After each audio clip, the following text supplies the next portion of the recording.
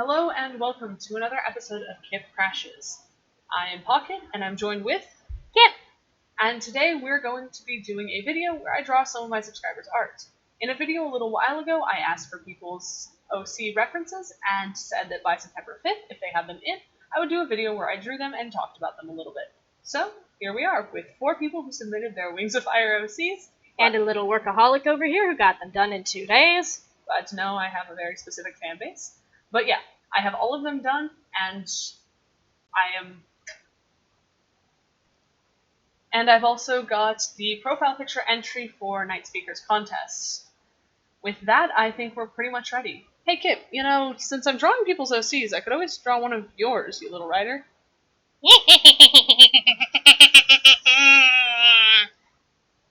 All the OCs. But you have, hundreds of them. All the OCs. So we're not doing that today. Instead, I just have the 4 Wings of Fire OCs. And they are blessed for that. Truly. Let us begin with Night Speaker's Night Speaker.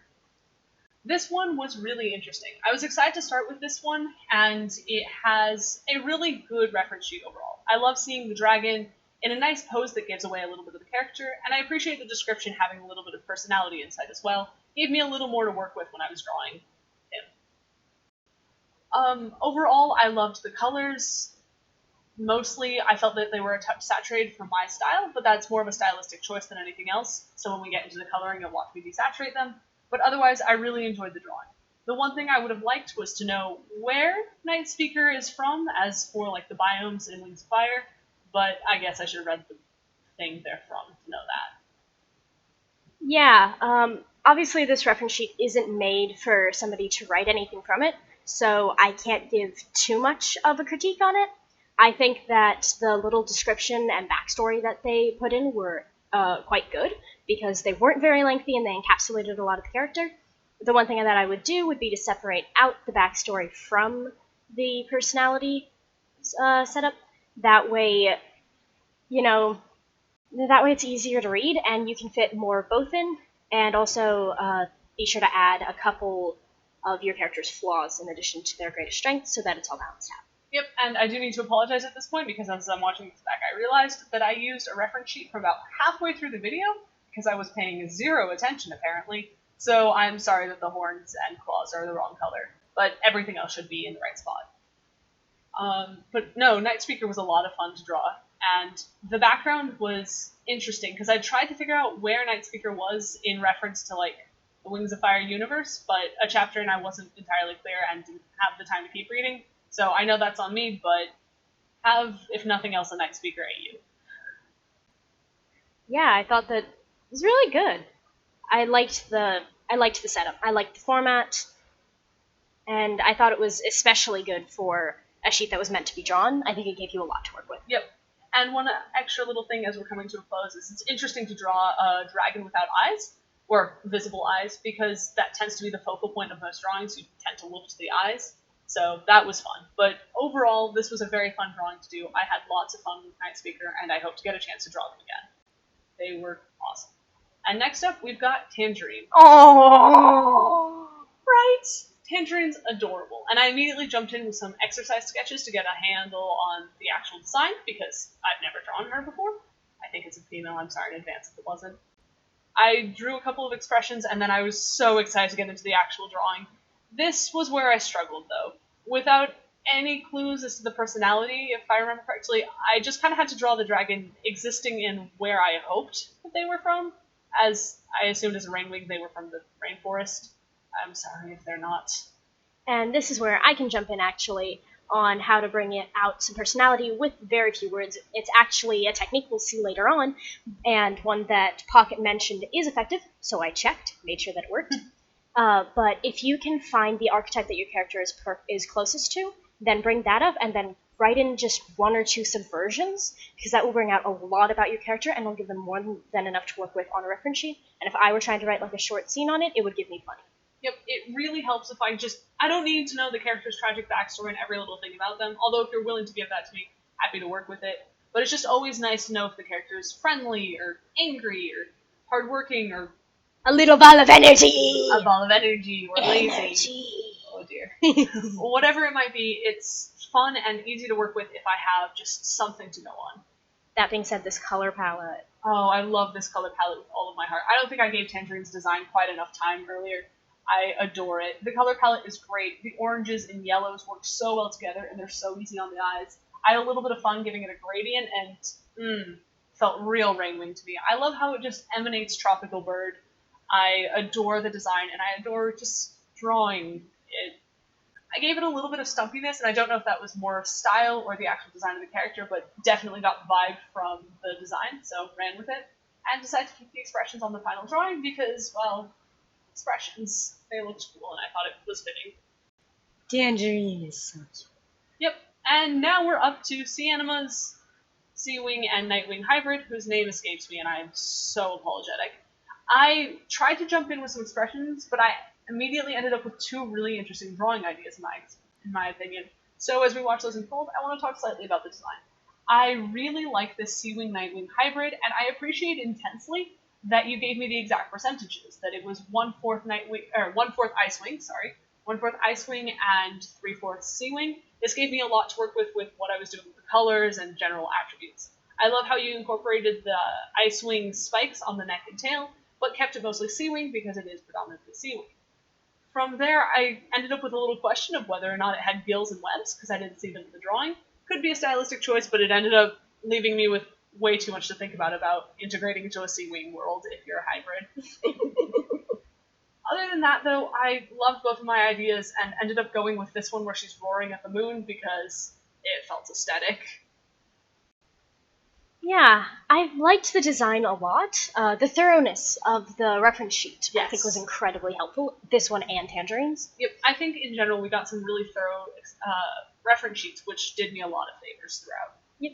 Of course, I'm going to say what I did with the other ones. This is still not meant for a writer, but it is helpful also for an artist if you bring out a little bit of the personality so that it's not quite as much roaring at the moon, but roaring at the moon with personality. Yeah, because I really did feel like I was just drawing a dragon doing something, which is fine, and I had lots of fun drawing a dragon doing something, but I think it would have been cool if I could have had, I don't know, blood-tainted teeth if she's vengeful, or like a smile if she's just having fun and goofing off with her friends. It would have been cool to see a little more personality come through in these dragons than I had the opportunity to do. Oh, come on, now barking at the moon's funny in my head. Oh, why barking at the moon? Hello. Oh, fine. But this drawing overall turned out really nicely in my opinion, as did the others, and I loved drawing the design in it. I do kind of regret not doing the other one as well because it was a fun design, and who knows, maybe we'll see a different Seawing taking that spot in a future drawing. Yeah, this one came crying to me about it, going, I don't know which one to draw, they're both so good! I think I spent like a good 20 minutes of the allotted hour on this doing just both of those sketches, staring at them, trying to figure out which one to do. Oh, Parker, did you mention that you only allotted an hour to each before? Oh, no, I didn't. Okay, so my little rule was to make sure that it didn't feel like I was favoriting any of the designs, that I could spend roughly an hour on each one. Never less than an hour, and I think the one that I spent the most time on was an hour and 10 minutes. So basically, once it hit an hour, I was wrapping up the drawing. Wow, that is just majestic. Thanks. Really happy with this one. And finally, for the 4 submitted ones, I have Star Counter, who of course I've drawn before on this channel, so I was a little more confident with drawing her than the others. So I jumped in with some expressions just to play around with exactly what I wanted to do, and ended up with this cocky smirk that I just couldn't get rid of. So I thought I'd have her posing and, I don't know, smiling vaguely in majesty, because Star Counter seems very majestic to me. One thing I really like about the character sheet, before I get into the design, is that you gave me this little bit of information about her, that she's an introvert, that really fueled my design. I was originally going to have her lounging around with a couple of other dragons, but I realized that that didn't really fit her without knowing the specific dragons that she would lounge around with. So I decided for this majestic stare off into the distance while she counts stars, as a little play on her name. Aside from that, I love the design in general. I love the colors, and the Nightwinginess, as stupid as it sounds, is really aesthetic. I might like Nightwings a little more than the other tribes. But in general, I enjoyed this, and I think that she's smirking happily at the moon as she counts the stars. I think that she looks incredibly majestic, but also very wistful, which I thought was a nice takeaway. Yep. I very much liked the character sheet, personally. It's part of the technique I mentioned earlier. it gave us an archetype, which is the introvert.